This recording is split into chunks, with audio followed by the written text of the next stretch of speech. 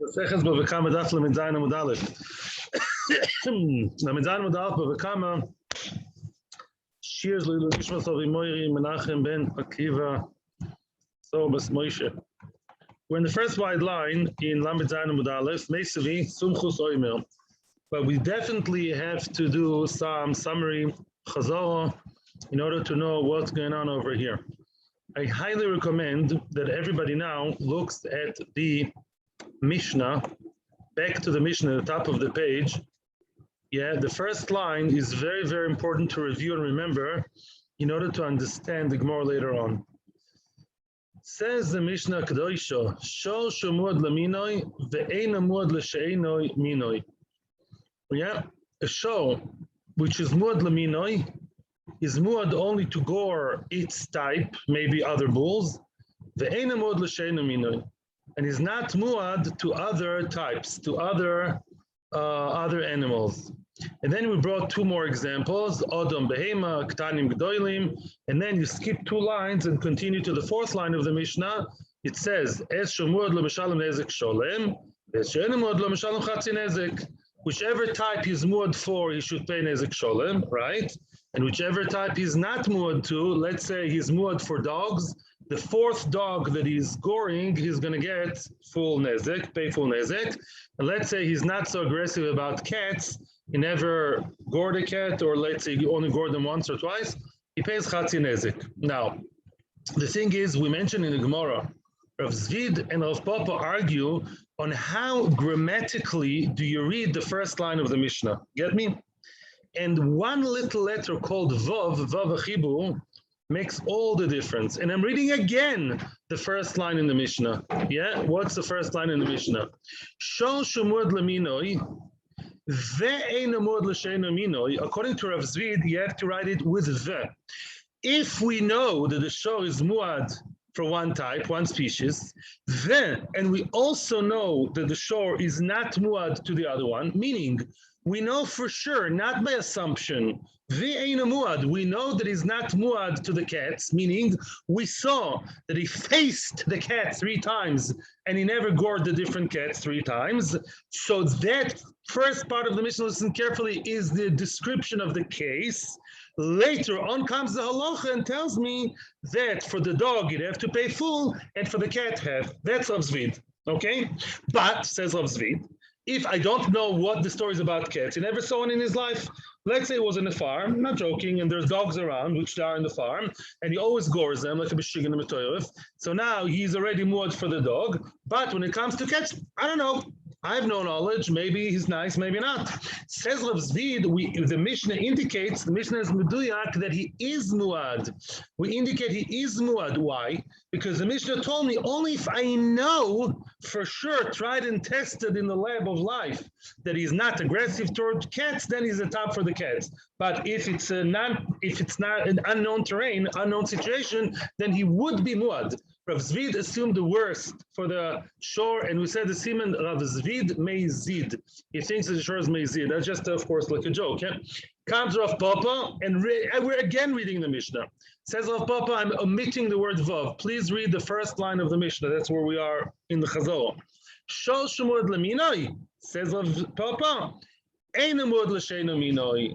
The words Ein Amuad L'Sheino Minoi are not part of the description of the case. They are the halacha. If a shor is muad for one type, for dogs, we know, meaning we highly assume, that he's not muad l'sheino minoi. We say that if the shor is muad for one type, and I don't know anything about how he would have reacted towards cats, let's say, we say he's not muad for the cats. Get the difference? That's a difference. Rav Zvid says if you don't know what's going on with the other type, we assume the worst. But Papa says we assume the best. And it's all based on how you read the most important words that you have to know, because the Gemara is going to go more into it today, I'm warning you. The words ve'ein amuad l'sheino minoi, that's how do you read these words? That's a question here. To be or not to be. Ein amuad l'sheino minoi, according to Rav Zvid, is part of the story, part of the case. We know that he's muad to minoi. We know for sure he's not muad to the nice type, to the cats. Then we say the halacha later on, time for this and muad for this. According to Rav Papa, the words ein amuad l'sheino minoi is not in the description, it's the halacha. If he's not muad lemina, if he's muad only for mina, he's muad for the dogs, then I'm telling you as a rabbi, we paskin already that he's not muad to the other type, even though I don't know how we'd react to them. He never saw a cat in his life. And therefore, I assume he's not muad for cats. That's all. That's the difference between Rav Zvid and Rav Papa. And if you didn't get it the first time or the second time, we'll go more over it again today. Meisivi. Now we go all the way down to where we're holding today. And that is Meisivi Sumchus Oimer, the first wide line, not the widest line, the wide but not the widest lines. Meisivi, question on Rav Zvid, an attack, fierce attack on Rav Zvid under fierce attack. Meisivi. We see in the Braisa, Sumchus Oimer. Sumchus comes and argues on Tanna Kama. What does Sumchus say? Muad la'odom, muad le'behema. Says Sumchus, if a show is muad for people, human beings, he's so audacious, so gutsy, and he actually dares to go against the big guys called human beings, is muad for behema. So of course, he's muad also, la'odom for human beings. We assume and we already label him as muad lebehema also, and if he's going to gore a behema for the first time, he'll have to pay full nezek because he already has bad record for human beings. So he's muad for everything. How do we know that? Let's keep reading. Muad, if he's muad for a person and the person has mazel, a person is less likely to be gored, lebehema, lekol sheken. Of course, he's muad for the behema. I already explained that to you. Wait a second, says the Gemara. Nichlal, that is to say, that Tanna Kama ain't a muad koma. Excuse me. If Sumchus comes and argues on Chachomim, obviously Chachomim say the opposite. Mashma that Chachomim believe that even if you're muad to the more scary type, you're not muad to the smaller one. Remember, we spoke yesterday about big bulls and small ones. In other words, Tanna Kama seems to be saying like who?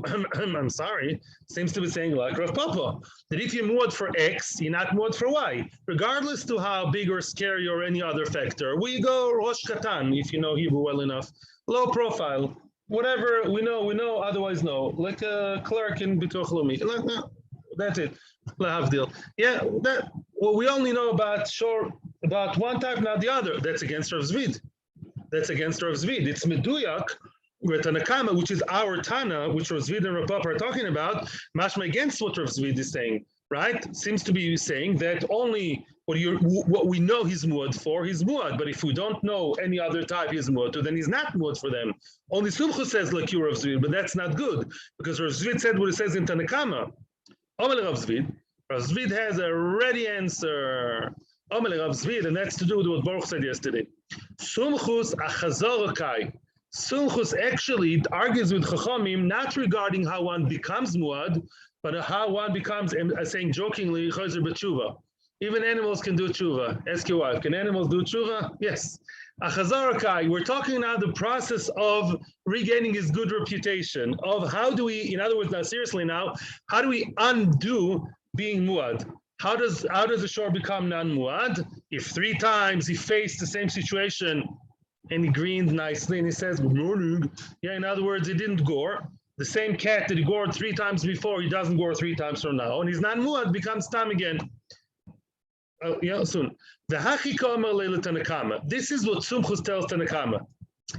Deka Omer, that you said, and that's what we said yesterday at the end of the shir, you say Tanna Kama, Chazor de Behema Chazorhi.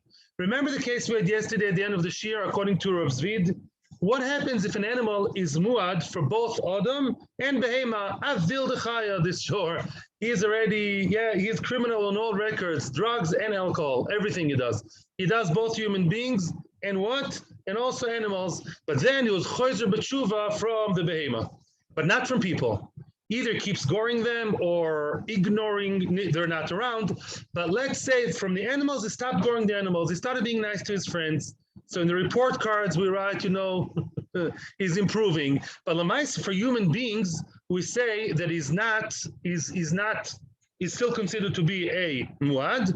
And for the animals, it's called a tam. The next time you'll gore an animal, you only have to pay half. So now that you say, says Sumchus, lav chazorohi, says Sumchus, I don't agree to that. To that point, that's where I disagree. Why? Because of my svara of kal v'chomer from human beings. If the animal did not show any improvement regarding its treatment of human beings, and it still gores the human beings, or we don't know if he didn't show that he's facing human beings and he holds himself back. We don't know that. No. He's not called about tshuva. He's not called a tam, even for behemoths. Wow. Says Sumchus, as long as it still gores the big guys, even though from the behemoths he stopped goring, we don't say that he really changed his teva. Why isn't he goring the animals? That's a very good question. Ask an animal psychologist. They exist nowadays in all kinds of crazy places. I don't know. But Lamaisa, since it didn't really change because he still dares to go against the big guys, the human beings, those people, Mimela, we say the Chazar B'tshuva from the animals is not worth anything and is still called Muad even for Behemoths, according to Rish Lakish. If you don't understand Rish Lakish, you have Chachomim. Chachamim say otherwise. Chachamim say we judge each one separately. He's chayzer from the animals. So the animals is good. And next time we'll gore an animal after repeatedly not goring 3 times. You'll only have to pay half, right? So Mimela, the Mechlekes Sumchus and Chachamim is only regarding the retracting, the undoing the Mu'odus and going into state of Tamus again. That's the argument. But says Rav Zvid, I stay fierce. I stay loyal to what I say, and I say that according to both Sumchus and Chachamim, to become Muad, not to undo the Mu'adus, to backtrack and untie things and change things and go back tshuva. To become Muad, everyone would agree to me, says Rav Zvi, that what? That if the animal became Muad for one species and the other species, I don't know, he never saw an iguana in his life. He only gores the other bulls because that's what he sees around. I don't know how we'd respond to an iguana, but we assume, says Razid, he will gore the iguana too. Once Muad, unless known otherwise. No, if he sees iguanas 3 times and he doesn't gore them, then we say, okay, then he's clean for iguanas, and Mimela, if he hits it one time, he'll only pay half. That's Razid, loyal to his opinion. Very good. It's time. Yeah, it's a good time for questions. Just allow me to pause it. Correction, my esteemed colleagues over here told me that I said Rish Lakish. I'm sorry, it's not Rish Lakish. This is a discussion between the Tanoim Sumchus and Tanakama, the anonymous Tanakama, and the Amoraim arguing are Rav Papa and Rav Zvid, no Rish Lakish in the story. And we joked and we said Rish Lakish is the one who knows about Baal Tshuva, and the bull over here is about Tshuva. Lahavdil is about Tshuva. Okay, Lahavdil. Continue? Okay, thank you. I appreciate it. Okay, weiter. Now we come with a whole lot of questions about Rav Papa. Now Rav Papa is going to be under fierce attack. Omar Ravashi, Toshma. Ravashi now comes and quotes the Mishnah. If you remember, the end of the Mishnah, we said the following. Omar Lifnei Rabbi Yehuda, the Talmidim, the students of Rabbi Yehuda, said in front of him, they posed the question to him, and they said, there's a bull which is muad only for Shabbos. Every Shabbos he gores. Comes Shabbos is difficult. Some children are like that, Comes Shabbos and he comes difficult. He doesn't sit nicely at the Shabbos table, the bull, not the kid. So on Shabbos, the bull starts goring. The whole week he behaves like a kebuba very nicely, and Shabbos he starts goring. Bereshis, Noach, Lech Lecho, 3 times, Model Shabbosos. What's the halacha? Do we still say that there's some kind of common thread, common denominator, a reason to say that that he has bad behavior only on Shabbos and not during the week? We have to find some kind of pattern. Omar Lahen, yes, my friends. L'Shabbosos Meshalem Nezek Sholem. For Shabbos, yes, he's muad and he has to pay full nezek. For weekday, in other words, if he now starts goring, yes, during the week, 1 time, his first or second offense of during the week, 1 Wednesday, 1 Tuesday, he'll start goring, that will be what? Really half an ezek, because he's really only muad for Shabbos. Why?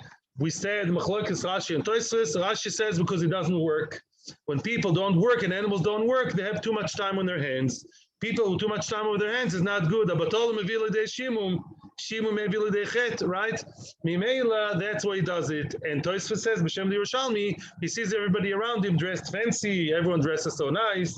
Yeah, all of a sudden there's a tie, a shtreimel, whatever that is, nicer dresses, yeah, whatever. And therefore, he starts goring them, not knowing what the story is all about, these fancy dresses. So, Mimela, we do say that you pay half an ezek. Now, let's read this according to Rav Papa. According to Rav Papa, I'm reading again. I'm going back one line on purpose and rereading it according to Rav Papa. Toshma, let's start again from the line starts with the word ashi. Toshma, Omer Ifnei Rabbi Yehuda, Harei ze muad l'shabosos, right? Muad l'shabosos, according to Rav Papa, how do you read it? Is muad for Shabbos only.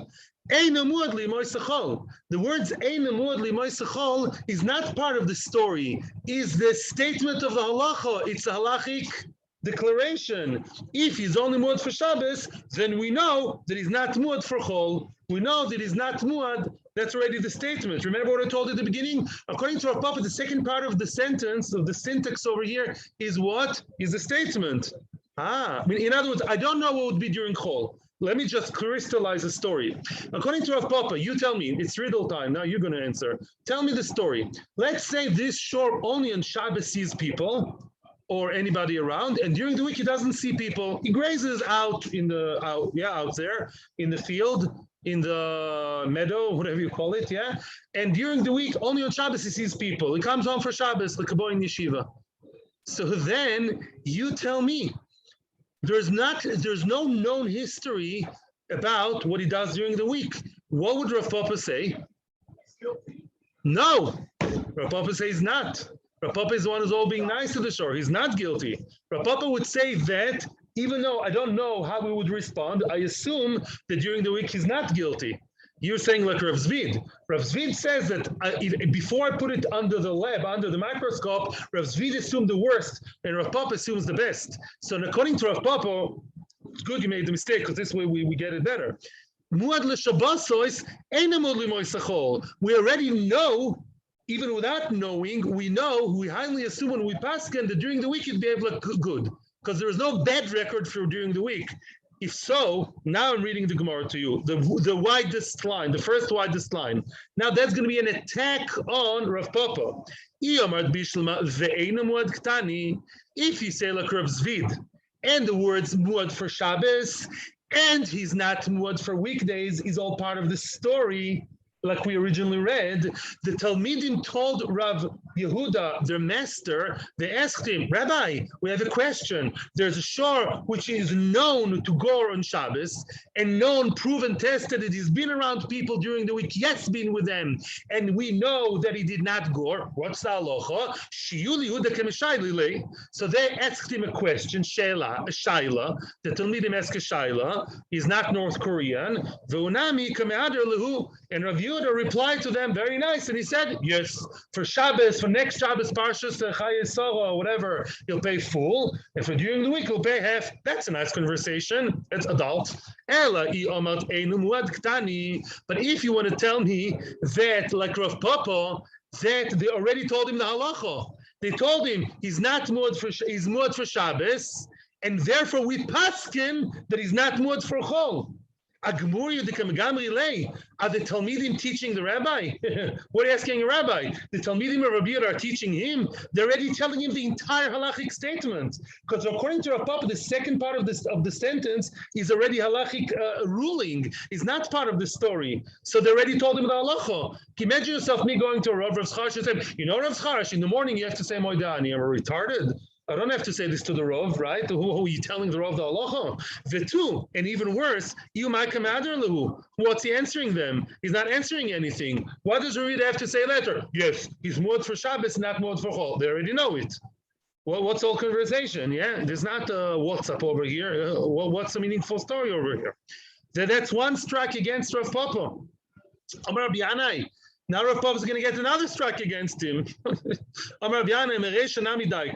I can also be medayik, I can derive, I can come to conclusion against Rav Papa's opinion from the beginning of the Mishnah. Why? The Ktani. Look at the very, very first statement.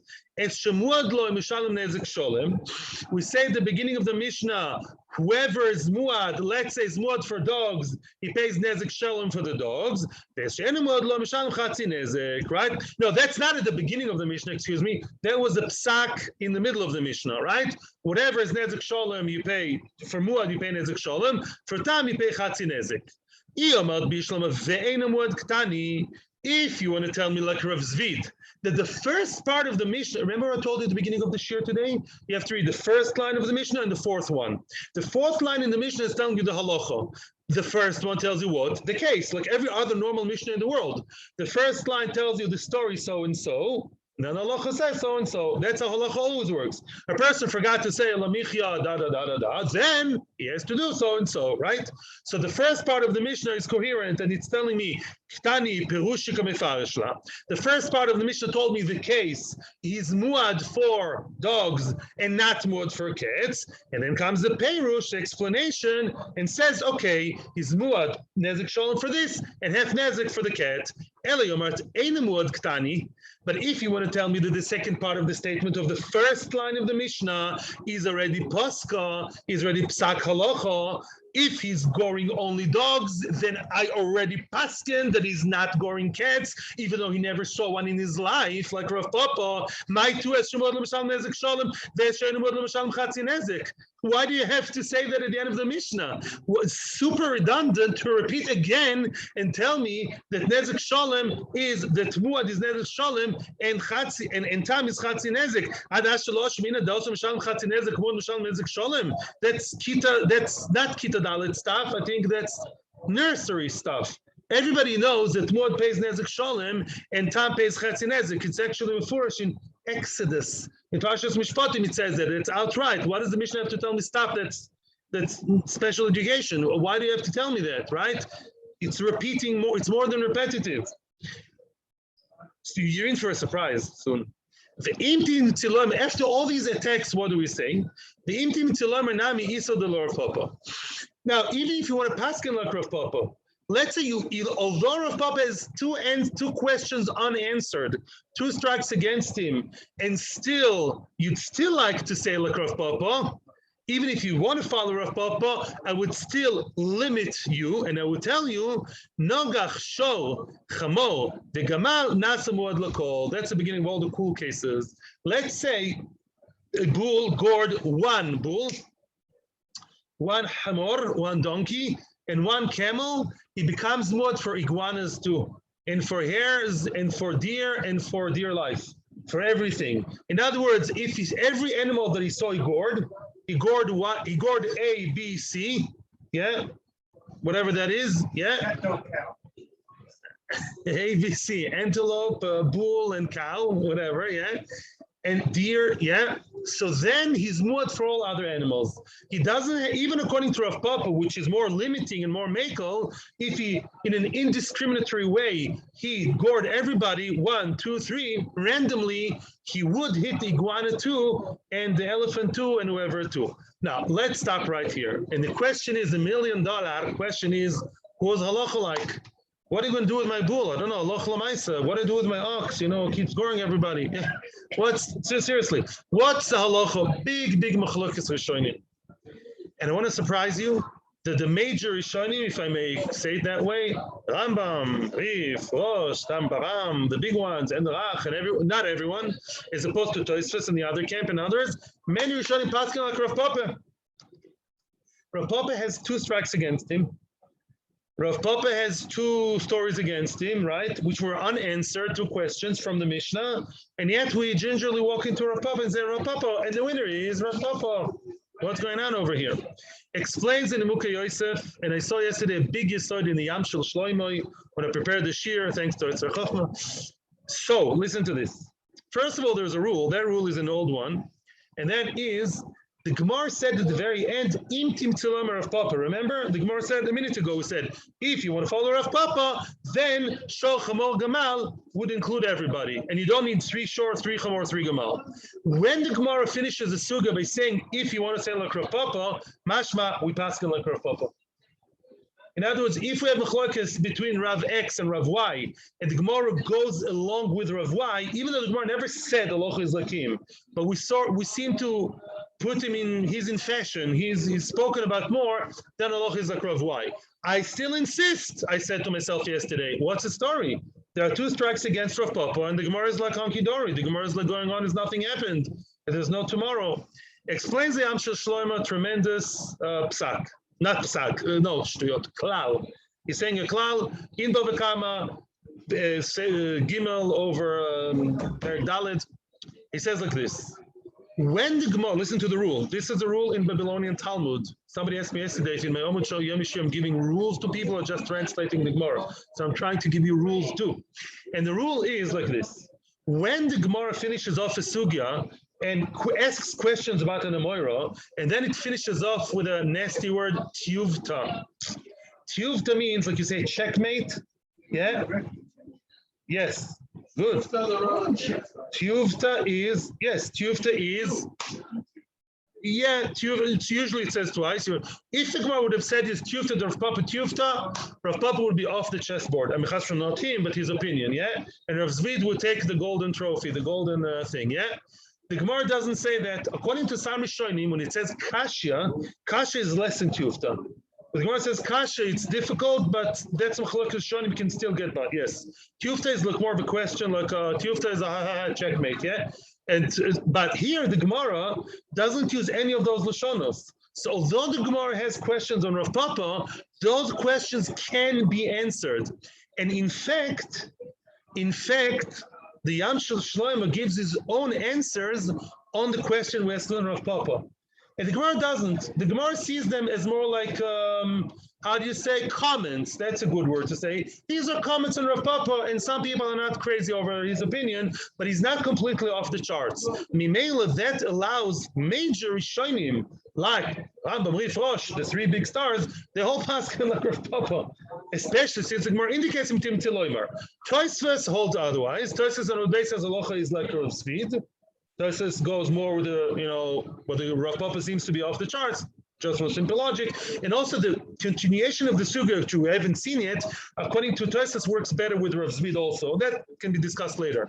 Mimele Tosfos paskin like Rav Zvid, and other Rishonim, I don't remember exactly who, and the other group of Rishonim paskin like Rav Papa. So remember, when the Gemara doesn't say tiyufta, doesn't say kasha, doesn't finish off with that, with that at the end of the program, so to speak. So then there's still room for discussion, even though there are unanswered questions.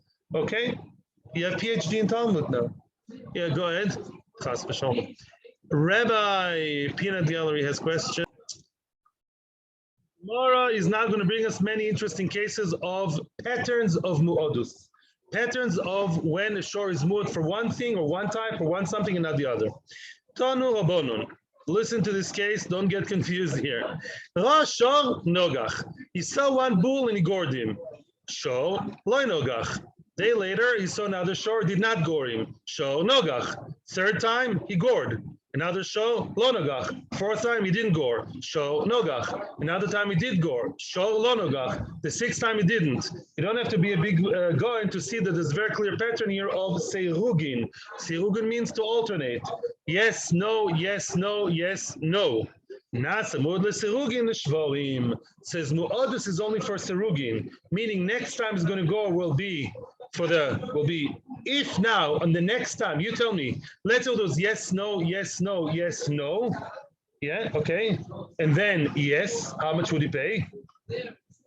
Nezek sholem, because that follows the pattern, right? But let's say the time after that he would go again. Then he would pay only half.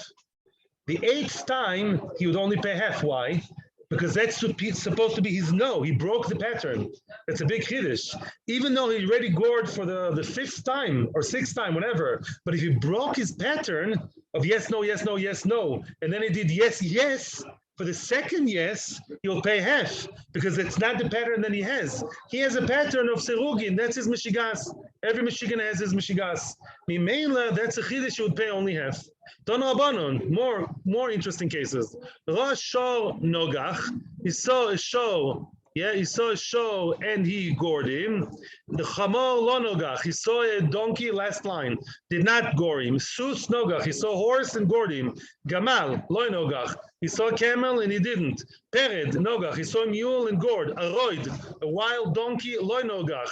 Bekitzer, he's doing yes, no, yes, no, yes, no. And who participates in his game? Everybody. No discrimination by him. He's not a racist. He gores everybody as long as they come the right time. Yes, no, yes, no, yes, no. Nasemud leserugin lakol. He became muad to serugin to everybody, which means if the next time he'll gore an iguana, yes, he'll be chayev. And if the time after that he would gore a rabbit, would be no. Why? Because that's not the right time. Yeah, he has two boxes. Yes, no, yes, no, yes, no, yes, no. If he hits the wrong box the wrong time, he'd only pay half, even though he can come after many times. Yeah, that's a chiddush. To which animals is it muad? No discrimination. As we already established before by Rav Papa, if you go show, chamor, kangaroo, whatever, no discrimination, then you're muad for everybody. We don't require 3 times per animal. That's a chiddush for Rav Papa. As much as Rav Papa wants to be nice to him, it doesn't require 3 times each. And yeah, in other words, 1 each is representation of all species. All very nice. And Mimena is muad for everybody. Ibailu, here comes a very interesting question. Nogach, we turn the page to today's Amud. Ibailu, Nogach, shor, v'shor, chamor, v'gomor. That's interesting. He gored bull, and then another bull, and then chamor, and then a gomel, a camel. 3 of the same, and then 2 that are not the same. The question is, how do you read that pattern? There are 2 ways how to decipher that pattern. Mau, how are we going to treat this? Hai shor basra, that show, the 3rd show on the list, do we connect him, basar shvorim shadinanle? Do we connect him to the first group of the 2 bulls? And let's read it like this: show, stop. Show. Zakati, and meanwhile, l'shvorim udayayid, he's only muad for shvorim. Show. Lemidi achina lo yayid, he's not muad to the other species. Why? He did show. Stop. Paskin, he's muad for show. Chamor v'gamol, he's only 2. Yeah. So now when he's going to go a horse, he's only going to be chayav half. That's one way of looking at it. Or Dilma, or maybe. No, he can also read it differently and say, show, stop. Show, chamor v'gamol. Get it? You can say show, and then show chamor gamal. And mimela show chamor gamal. Last time I checked, are 3 different animals. And now, if he's going to gore now, a horse, a kangaroo, a cheetah, then what? Vayad le'lekulamini. Then he's muad for everybody. The question is, do we keep the same pattern, show, because show is the same type again and again? We usually don't like to break chazakas that started. So it's very likely to say that show. I'm quoting Rashi and Tosfos, by the way, now. Show is the same type, right? And also, we don't want to stop the pattern too early. So it's more likely to say show. And then chamor gamol is a new story. But maybe not. Maybe the last show belongs to the 2nd group, and then he's already universally criminal to show chamor v'gamol. That's a question. Now, another question following that. It's like an intim tzaloimer, the Rishonim say. What about the opposite case? Look at this. Chamor v'gamal, shor v'shor. Chamor v'gamal, shor v'shor. Where do you punctuate it? Where do you put the comma? Where do you put the hyphen? Mau, what's the story? Hai shor kama, the first bull that came to the scene, bosa chamor v'gamal shadinan lei. Maybe we read it, chamor gamal shor. Stop. Chamor gamal show. He's muad for everybody. And Mimela, he also did 2 shvarim later. So what? He's muad for a kangaroo and also for a panda bear. Because show chamor v'gamal. Sorry, chamor gamal show. Because we don't want to stop the first pattern. V'ayad le'lekulamini, he's muad for everybody. Or Dilma, or maybe not. Or maybe he would say chamor v'gamal, stop. Show. Why? Because we like to connect and find common denominators in the pattern, and that's 3 shvarim are of the same. Vakati, and meanwhile, l'shvorim dayad, l'minachin aloyad. So he's only muad for shor and not other species. In other words, it's chamor gamal, they're a separate group, and then shol shol shol. Only 2 of the others. So he's not muad for an iguana. That's it. Shol shol shol is a group by itself. Now it's a very equal question. Why? On one hand, we like to follow the beginning of the pattern and not stop an existing chazaka, and therefore it's likely to say chamor gamal show, and then everybody. On the other hand, we find grace to the second part of the group, show show show, because they're all the same. And then he's not muad for other animals, only for shvarim. No questions yet. We're in a very interesting country, and I am behind. I'll be with you soon. Comes a similar question now regarding Shabbos Kodesh. Very, very similar question. Shabbos, Shabbos, v'Shabbos. Echad b'Shabbos, v'Sheni b'Shabbos. You know any gore? Bereshis, Noach, Lech Lecha, and during the week it was a Bubale, and then Sunday, Monday. What's going to be the story? Mau, same question. Ha Shabbos Basraisa, the last Shabbos, Shabbos Lech Lecha, before he became crazy during the week. Basraisa Bosel Shabbos B'Shadinalei. Do we connect it to the previous Shabboses, and it created a pattern of Shabbos only? Vakati, so far, the Shabbos Udayad, the Moisachol Lo Ayad. He's only muad for Shabbos and not for during the week. Shabbos, finish. Sunday, Monday, he did not yet create a pattern. It's only 2. Only 2. So if he gores now on Thursday, it will only be half an ezek. Oh, Dilma, maybe not. Comes the Gemara with another perspective. Maybe no. Maybe the last Shabbos already belongs to Sunday, Monday. Bereshis Noach, Lech Lecha Sunday, Monday. Yeah, that's already part of the second pattern. And so now it's muad for every day. Shabbos, Sunday, Monday is muad for all days. And so now if you gores now on Wednesday, you'll pay full nezek, not half. That's a big question. That's big enough kamina. Now comes another question of, it's very similar to the question before. Hey b'Shabbos, ve'erev Shabbos, ve'Shabbos, Shabbos, ve'Shabbos. You go on Thursday, Friday, Bereshis, Noach, Lech Lecha. Okay? So, Chol, Shabbos, Shabbos, Shabbos. Now, how do you break the pattern over here? How do you create it? How do you read the pattern? Ha Shabbos Kamaisa, Bosa, Hey b'Shabbos, ve'erev Shabbos, Shadina lei. Shadina means we throw the Shabbos together, we lump it together with Thursday, Friday, Vayad Lekula Yomi. So now he's muad for all days of the week. Thursday, Friday, Shabbos, later were Shabboses, who cares? He's muad for every day. That's it. He created a pattern. Gemarnu. Or Dilma, maybe not. Shabbos Kamaisa about what Shabboses of the Shadina lei. Maybe that Shabbos is standing here in between 2 groups, yeah, like 2 circles, overlapping. Maybe I would say the last Shabbos belongs to the Shabbosos. Well, the Shabbosos Udayad. It's Thursday, Friday. Stop. Finished. Only 2 days. Now starts a new story, Shabbos, Shabbos, Shabbos. So there's only muad for Shabbos. If he now gores on Thursday after the Shabbos, that's a whole new story. Teiku. As we say many times, Teiku, there's a cue, sir, sorry. Teiku, what's Teiku? Teach me Tasku Shabbayos. It's a question as I didn't even look at the halacha, but I highly, highly assume what I've seen many, many times. When it comes to Dinim Ominous and it's Teiku, what do we say? Yeah, in other words, there's a case here. I don't know if the guy is shore who gored my shore after this Shabbos, Sunday, Monday. Yeah, Shabbos, Sunday, Monday. Does he owe me half or does he owe me full nezek? Let's say I grabbed cash from his house, or I have cash in his house. In my house, I have his cash. I have it by me. Then you want to get it out of me, you can get it out. But if I did not get yet the cash as a plaintiff, it's still by you, then I can't do anything to you. Both cases. That's usually the case of Teiku. There's not much time for question because I really, really want to get at least to the Mishnah. If you have quick questions or you'll wait, I prefer if you wait till when you get to the Mishnah unless it's very quick. If it's a good, yeah. Thank you, Baruch. Yeah. The second of that did. Yes. Point. Was not given. How can a show Bichlal gore 3 times without, like we said before, without becoming muad? Or how can he kill a person 3 times without being killed himself? There was no psak Beis Din. There were Eidim. He filed to Beis Din, but they never got to Beis Din yet. Otherwise, this story wouldn't exist. They did not yet make it to Beis Din. Thank you for the comment. Thank you for the comment, and I'm glad that I'm recorded. Yes, we're talking here that there was no psak basing yet, and therefore they only look retrospectively to look at the whole picture. Vital, thank you for your patience. Now we're going to compare riddle time. Where else in halacha, and it has to do with any married Jewish couple. When do we follow patterns in halacha?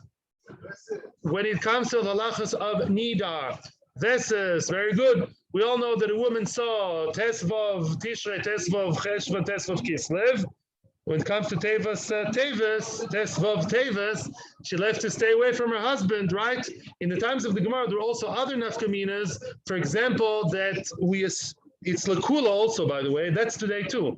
If she knows she has a pattern of Eses Kavua, then she doesn't have to be worried about other days, other potential days. She knows that she set only one day. Rashi brings another example, which I'm not going into because it's just going to complicate things for now. Let's now compare between the pattern of the Shal Nogach to the pattern of the Nida. Nogach Shal Yom Tesva B'chodesh Zeh. He gored in the 15th of one Hebrew month. B'yom Zayin B'chodesh Zeh, 16th of the next month. B'yom Yud Zayin B'chodesh Zeh, the 17th of the next month. Very clearly, you see what's happening here. 15th of Tishrei, 16th Cheshvan, 17th of Kislev. Gradually, slowly but surely, salami system. Every day, there were 3 days already with 2 gaps between them, and they're gradually advancing 1 day, advanced every month. 1 day forwards every month. Look to the Rav Shmuel. Now the question is, what's going to be if next month, let's say now, Tishrei, Cheshvan, Kislev, right? Let's say Teves is going to go the 18th of Teves, right? That's exactly how the pattern would be. Every smart Kit Aleph kid would tell you, yeah, what's the next thing to fill in? 18th of Teves, right? No, would he have to pay full Nezek 18th of Teves? Because he already gored 3 times. What do you say, guys? He already gored 3 times with this pattern. But it's not so simple. How many gaps were there between the 3 times? 2. And we're talking here about gaps, mind the gap, right? When you want to cut a loaf of bread to 3 pieces, equal pieces, you only have to make 2 cuts, right? We all know that too. In other words, in order to have 3 times with that pattern, you really only have 2 patterns, only 2 gaps in between. Because before Yud Zayin, there was a haywire, says Rashi. It started Yud Zayin. The gap is between Tetzvav and Tetzayin, between Tetzayin and Yud Zayin. Apparently, it's Machlokes Rav Shmuel. To look to the Rav Shmuel, it's a Machlokes. Till today, by the way, it's Machlokes of Poskim. Till today, it's a Machlokes of Poskim. Halacha l'maaseh in Hilchos Nida. This is Nogel Halacha very much from the Gemara all the way to 2021. Litma. A woman saw the 15th of the month. B'yom Zayin v'chodesh zeh, 16th of the next month. B'yom Yud Zayin v'chodesh zeh, 17th of the next month. Rav Amar Kobel of Eses. Rav says, Kovev Eses. Why? Because Rav doesn't go by the gaps in between. Rav goes with the actual times. There were 3 times which we see have some kind of pattern. Mimela, the next month, she'll have to stay away from her husband on the 18th of Teves, and our dear shore friend over here will have to pay Nezek Shalom in his case. U'Shmuel Amar, Ad she'tishalish b'dilug. Shmuel says no. She has to mishalish bedilug. There were no 3 skippings. There were no 3 gaps. Only 2 gaps, right? Well, obviously, between Yud Zayin and between Tezvav Tetzayin, there was 1. Between Tetzayin and Yud Zayin, there were 2. There were only 2 times followed by or coming on the heels of the proper pattern. So it's really only 2 times. So the next time will be the 3rd time, which you don't yet, you have to pay Nezek Shalom. You only pay Nezek Shalom for the 4th time, or she can still be with her husband. L'maaseh, it's a machlokes, but we already saw machlokes Rav Shmuel regarding shor. It applies to, by Nida, it applies to shor also. One more case, and then I'll hear your questions. Omar Rove. Shamakol shofar. Where is the shofar? We're missing the shofar. Mashiach. Shamakol shofar v'nogach. You heard the shofar? He doesn't know about Rosh Hashanah. He's not a frum show. He heard the shofar and he gored. Kol shofar v'nogach. Again, 2nd time shofar, he gores. They better stop blowing the shofar, yeah? Kol shofar v'nogach. Every time he listens to the shofar blowing, he starts nogeach like a Michigana. So his mu'adus, his pattern of behavior, anytime you blow the shofar, he's gonna blow it. He's gonna gore, yeah, you blew it. In other words, that's what causes him, that's what presses his button. Yeah. Some people, they press a button. You say one word, the kids know how to do it. No, they do that thing, and they know you get. So that pshita, of course, was chiddush. Of course. Why would I think otherwise, right? It's very clear the shofar causes him to gore. So of course, after 3 times, Mr. Balabai should be careful with the shofar, not blow it within the earshot of the bull. What's the chiddush? Answers the Gemara. Mal detema, I would have thought, hach shofar kama, the first time he heard the shofar in his life, siyuta be'almo denakte. Siyut in modern Hebrew is a nightmare, and siyut in Aramaic means like scare, like a fright. Maybe the first time he heard it does not really join with the other 2 times, because first time he was scared. He was like, got him out of his system because that kind of scary voice, never heard it in his life. And maybe the other 2 times, he is used to the shofar and still goring, but that's only twice. So he could still have him break it into first time offense, and the other 2 are already when he's used to it. That's a different pattern. The only 2 times of being used to shofar and still goring. So maybe it's only 2 times, and give him another time, give him a break another time. Kamash Malan, no, we don't view it that way. And we say, it's a nice psychologist svara, you can write a thesis about it. Lamaisa, we don't say. Lamaisa, he gores every time he heard shofar. Mr. Balabais, you better be careful. And every time, the 4th time he heard the shofar, that's really too much of a good thing, and he would have to pay nezek sholem. Yeah, now you can answer the question. We do sometimes sometimes of essence. We say, let's say she was scared. She was b'machboi. She was hiding from Nazis, from terrorists, and she saw blood. We say that doesn't reflect her regular vesses because it was only a result of the fear that she was experiencing.